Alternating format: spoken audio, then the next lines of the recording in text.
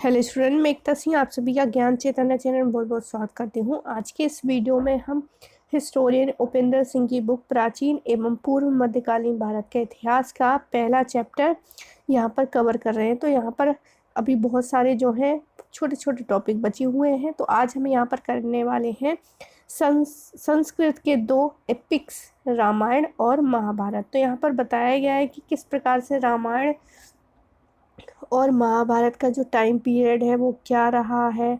और एक हिस्टोरियन यहाँ पर आएंगे हिल्टे बेटेल नाम के, उनका कोटेशन भी यहाँ पर इम्पोर्टेंट होगा। तो ये सारी चीज़ें यहाँ पर देखने वाले। तो शुरू करते हैं।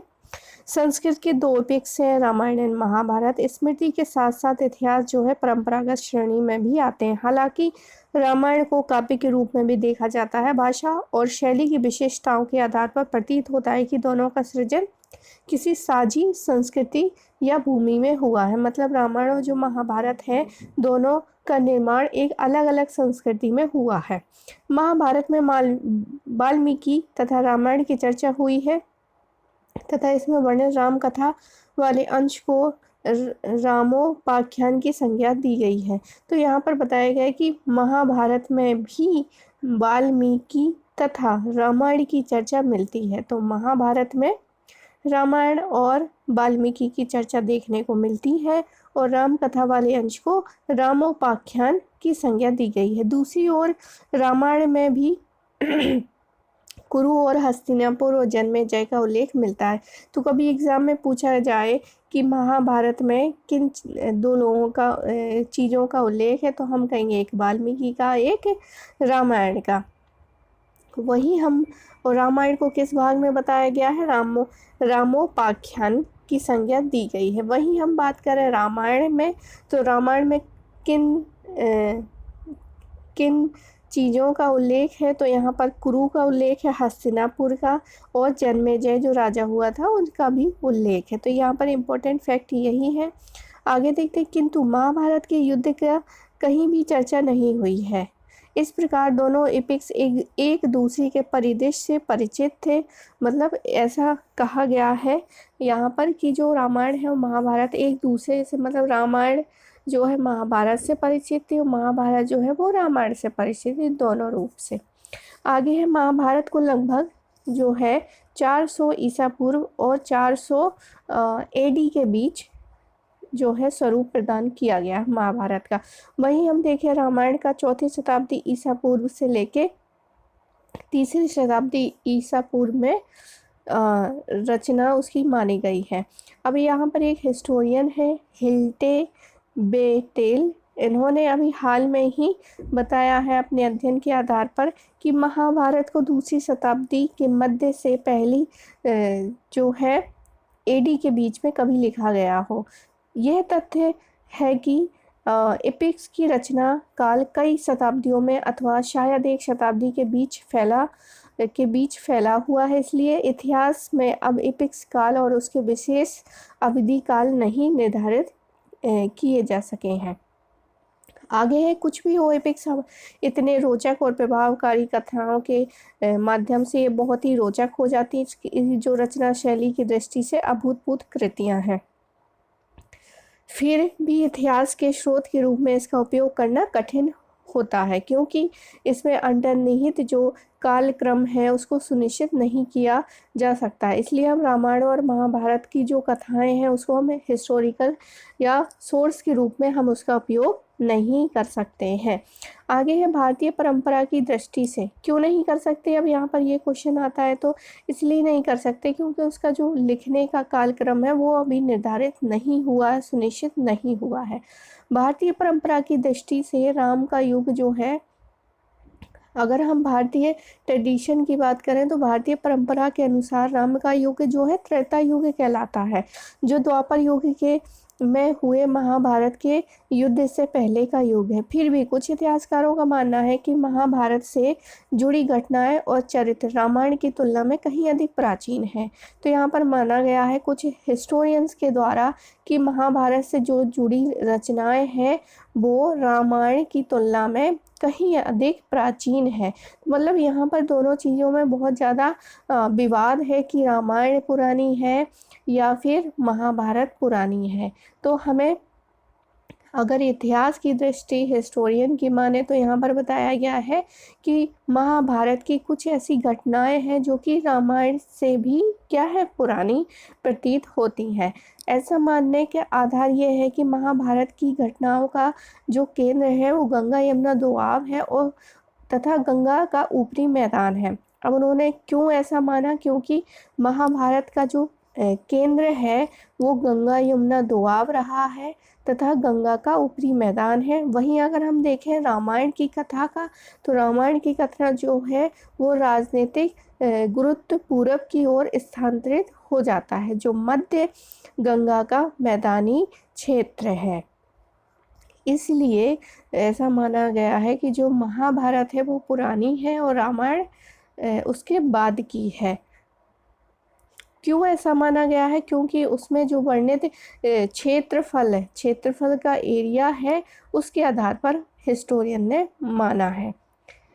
आगे है महाभारत में वर्णित नारियों के सशक्त चरित्र भी यह इंगित करते हैं कि भारत के सामाजिक इतिहास का यह आरंभिक काल रहा होगा। तो महाभारत में जितने भी नारी से रिलेटेड कैरेक्टर हैं, उन्होंने जो रोल प्ले किया है तो उसके मतलब एक सशस्त्र चरित्र नज़र आता है हमें।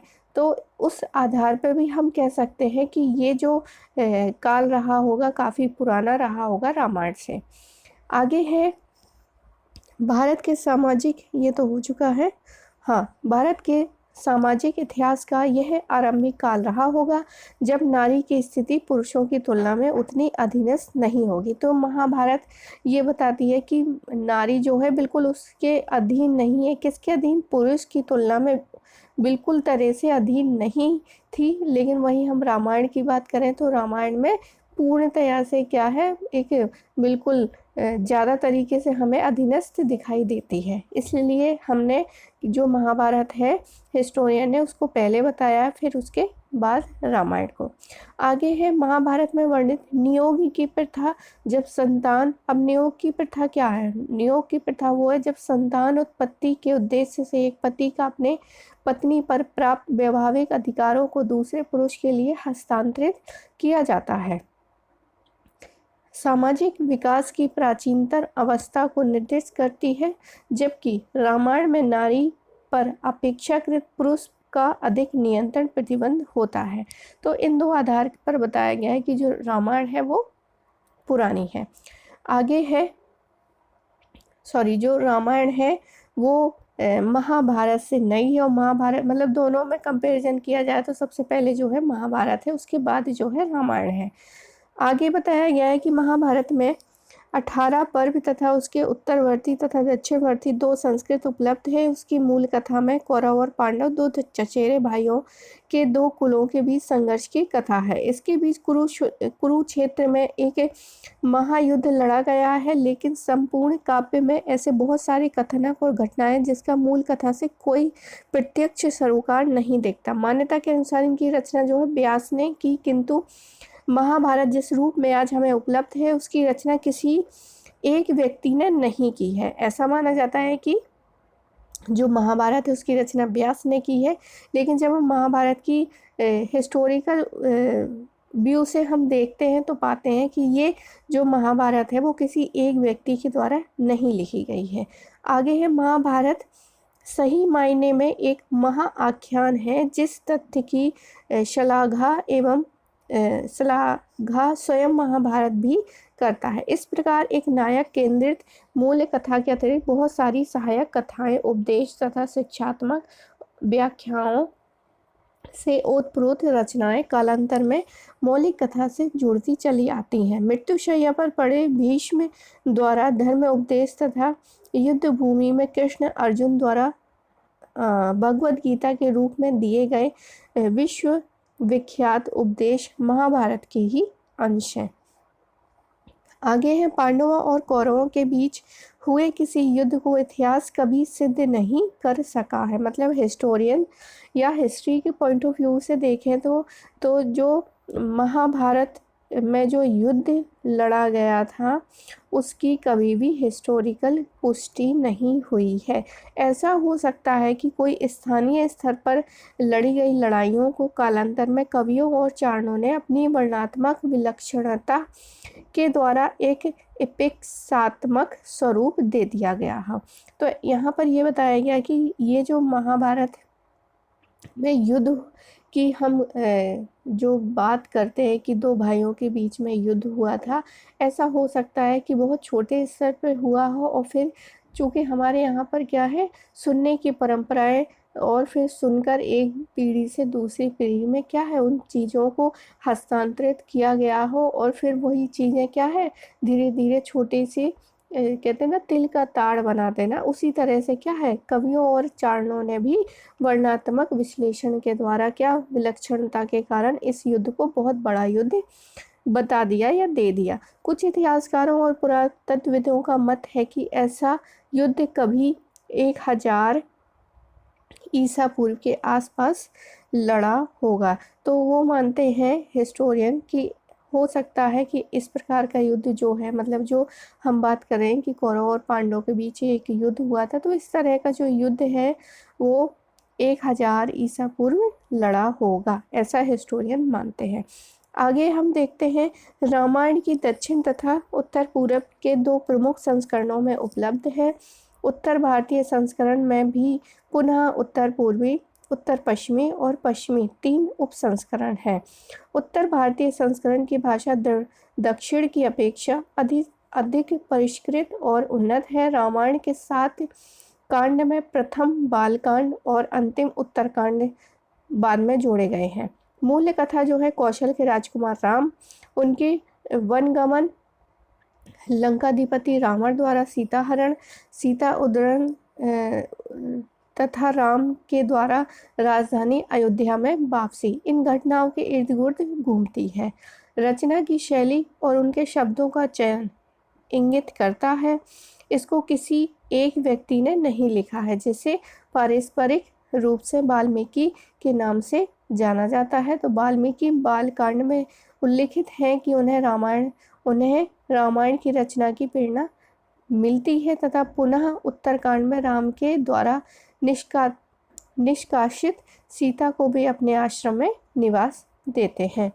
आगे है अयोध्या में उत्तर कृष्णमर्जित मृदभान यानी NPBW काल से मानव सभ्यता के अवशेष मिलते हैं। इस काल की शुरुआत लगभग 700 ईसा पूर्व मानी जाती है, परंतु अयोध्या से 1300 ईसा पूर्व की तिथि प्राप्त हुई है, किंतु रामायण और महाभारत से जुड़े पुरातात्विक अवशेषों के आधार पर उनकी घटनाओं या चरित्रों को ऐतिहासिक आधार नहीं दिया जा सकता है।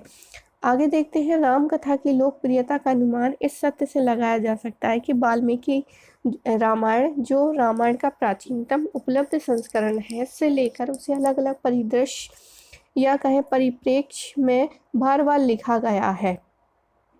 प्राकृत में विमल सूरी की पोम चलिए, तो अब यहाँ पर बताया गया है कि जो राम कथा है उसको कई लोगों ने लिखा गया है, सिर्फ वाल्मीकि के द्वारा ही नहीं, इस रामायण को बहुत सारे लोगों ने समय समय पर लेखन किया है। आगे देखते हैं, अब प्राकृत में देखें तो विमल सूरी की पोमचरित यानी रामायण का जैन संस्करण है। पाली में देखें तो दशरथ जातक नाम से बौद्ध संस्करण है। इमामावतारम नाम से 12वीं सदी में कंबन चरित तमिल रामायण तथा 16वीं सदी का तुलसीदास कृत रामचरितमानस रामायण के अनेकों संस्करणों में से कुछ अधिक लोकप्रिय संस्करण है। राम कथा लोक कथाओं के रूप में भी अनेक जगह प्रचलित है, इनको लिपिबद्ध नहीं किया गया है। तो वही यहाँ पर फिर से वही एक बात बताई गई है, इन जो वाक्य हैं कि कोई भी रामायण हो या महाभारत हो, इनकी जो कहानियाँ हैं वो एक समय में बैठकर नहीं लिखी गई हैं, बल्कि हर जो सालों से जो एक कहानियाँ प्रचलित थी समाज में, उनको ही समय समय पर क्या है लिपिबद्ध और परिवर्तित करते आए हैं। आगे है। और यहाँ पर बताया गया है कि कुछ जो रामायण है, अब यहाँ पर कुछ जैसे प्राकृत में अलग, पाली में अलग और तमिल में अलग, कुछ रामायण के यहाँ पर जो है उदाहरण दिए गए हैं। आगे है राम कथा लोक कथाओं के रूप में भी अनेक जगह प्रचलित हैं, जैसे इसको लिपिबद्ध नहीं किया है। जैसे कि राम कथा को एशिया के दूसरे भागों में, विशेषकर तिब्बत, म्यांमार, लाओस, कंबोडिया और इंडोनेशिया में बहुत अधिक क्या है प्रचलित या फिर लोकप्रियता मिली है। तो सिर्फ भारत में ही नहीं, भारत के बाहर भी, जैसे कि हम देखें तिब्बत हो गया, म्यांमार हो गया, लाओस हो गया, कंबोडिया हो गया, इंडोनेशिया, यहाँ पर भी रामायण की कथा हमें देखने को मिलती है। अब इस बुक में एक प्राथमिक सोर्स आता है, तो इसको यहाँ पर हम स्किप कर देते हैं, इसको हम बाद में देखेंगे, बाकी हम यहाँ पर जो है इसको आज हम यहाँ पर कंप्लीट करेंगे।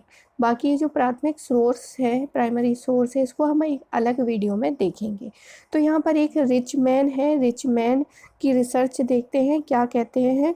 तो रिच मैन जो है एशिया के इन भागों में प्रचलित, मतलब एशिया में जितने भागों में प्रचलित राम कथा है, इन्होंने अध्ययन करके ये दिखाया कि इन क्षेत्रीय संस्करणों में कथा के आरंभ और अंत में तथा कथा के चरित्र और घटनाएं क्या हैं, काफ़ी अलग हैं।